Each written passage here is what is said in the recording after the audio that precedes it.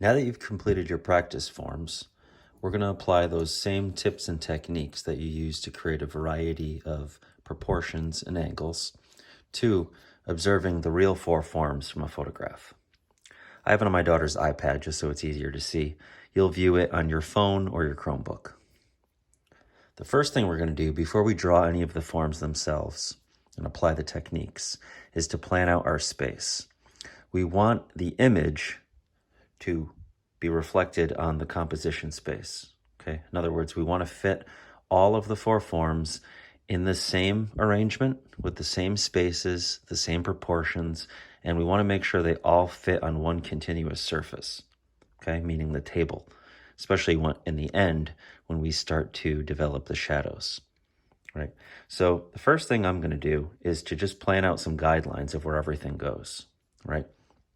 I'm going to use the sphere as a measuring device for some of the spaces and as a reference for some of the heights of all the different forms. Okay, so if I look at the sphere compared to the space below it, the space above it, okay, it looks like you could fit almost a sphere below it in the space, okay, and you could fit maybe a sphere and a half. All right, so if I'm translating that to my paper, I might say that if the sphere is about that big, I could fit one below it, sphere and a half above.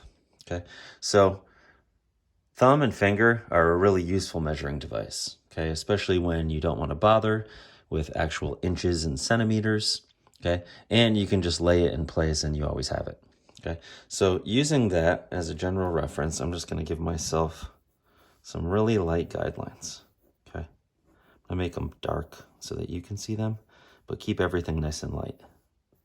Right. Now, if you want to practice this whole setup before you start your actual four forms value drawing, you're welcome to. Okay, that way it gives you practice with using these proportion techniques, planning out all your lines, and then you'll have more confidence in applying those techniques to your final drawing. Okay, so I'm just going to double check. It's a little small. Make it a little bit bigger. Fit below. Okay. The next thing I want to do is figure out the middle of the composition. Okay, I'm going to relate that to the middle of my paper. So right about there is the middle of the composition. All right, so if I figure out roughly where the middle of the composition is, let's look right here. Okay, now all these guidelines are going to get erased later on. So keep them nice and light. Okay, now if I relate the size of the sphere to other forms, you can see they're all taller, okay? In fact, what'll be helpful later on when we plan the exact heights is you can almost draw a line of slope straight through, okay? Now, it also relates to being a little bit smaller than we're going to end up drawing our cube, right? So now we know that the sphere is completely round, all right? We start by drawing a perfect circle, as perfect as we can. Right. Now that means that the height is going to be the same as the width, right? So here and here. Now keep an eye on that little amount of space and just kind of eyeball how much space that would relate to in your composition. Okay, so those are going to be the bounds of where I put my perfect circle later on. Right. Now the next thing I want to do is to plan out where my forms sit on the table. Right.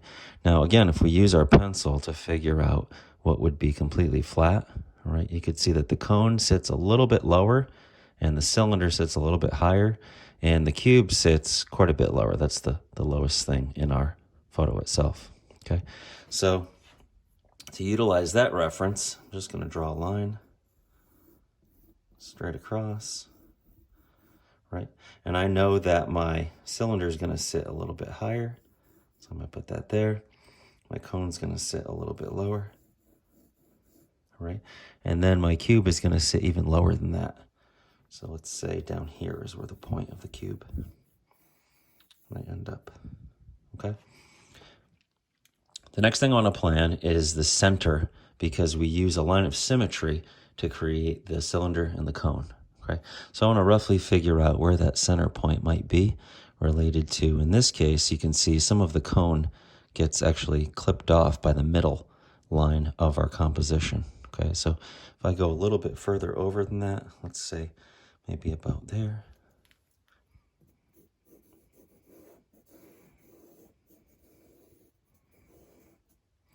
And then I'm going to plan where if that's my middle line, then probably about a quarter of the way over in this whole area here is where my cylinder stands. So let's say that's about half. Right there, that'll be my line of symmetry. We'll darken these a little bit so you can see them better. Okay. Now the next thing I'm going to plan, I'm going to leave the cube alone for now. All right, the next thing I'm going to plan is the height, all right? Because I've got the parameters of my first form already, okay? Now I want to plan the exact height of the last two, all right? So this is where we can use that technique of figuring out the angles that we talked about when we were creating the cone. Also parallel lines when we created the angles of the cube and the cylinder, okay? Now what we can do is, as long as our image is squared up to our paper, okay, in other words, they're parallel to each other, right, we can just kind of take that angle from the top here and just bring it down to the paper, all right? So that'll tell me that if my cylinder ends there, then right about up here would be where the top of my cone is, okay? And that relates to just about this front edge of the cylinder, okay? So let's say that the cylinder is going to sit about here, and that's going to be the front edge, okay? So I'll meet that reference. Now I'm actually going to draw another line just a little bit above that because that's going to be where our ellipse is going to be centered on, okay? Now I'm going to jump to the cone, okay? I want to figure out what the width of the cone is, right? Now, you can see that the cone is actually thinner than the sphere, right? Now, it's not half as thin. The cylinder is probably about half as thin, right?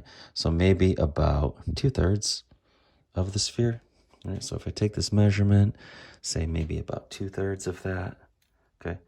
Now, we know where our center line is, right? So when you are taking that measurement, okay, the 2/3, right, and you bring it over, try to center it as best you can, right? Something like that.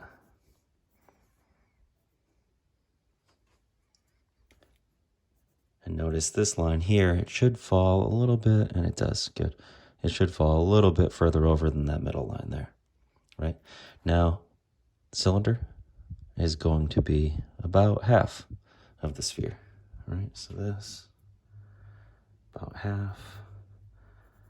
That's pretty good like that. Okay. Now, this is a really helpful technique in anything that you're drawing, is using something that you already planned in your composition, that you already more or less figured out the size and the proportions of, to use as a measuring device to help you figure out the sizes, the heights, the proportions of other things in your composition. Okay. That's my daughter's YouTube notifications. It'll go away in a second. There we go. Right. So now we're going to go to the cube. All right. Now, if we take a look halfway and then about halfway there, so this is the halfway line of our composition. This is about halfway over in that area. It's a little bit further over. Okay, so if I say, okay, that's about halfway, bring it, let's say a little bit further over, so halfway. Right, and you know that this angle here, this is the downward part of our Y angle, okay, is straight up and down. Now we also know these two are going to be parallel to it, right? But just like in the video that you followed along with the techniques of drawing a cube, the first thing you want to figure out are the Y angles, right? So we know this. Now I'm going to reference exactly, because I probably drew that a little bit too high, right? I want to figure out, I know where it ends, where it sits on the table, right? I want to figure out where it ends on the top, all right? So maybe 2/3, maybe more like 3/4 up my sphere. So maybe something like that. All right, because that Y, that center point of that Y doesn't go as high up as my as my sphere. Okay, so that looks pretty good. Right? Now I can figure out the other two angles of my cube of the y. Right? So this is where you can just kind of copy and paste and bring it down. Okay, so this, and again, don't trace it, draw it freehand, but it gives you a reference, okay, kind of lock in visually of what that angle should be. That's a little too steep.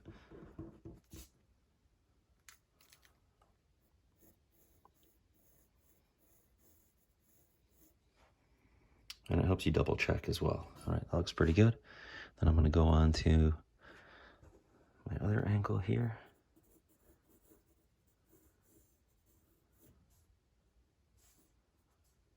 Okay, that looks good also. All right, so those are all of the guidelines that you're going to need to create the realistic proportions of all of your four forms.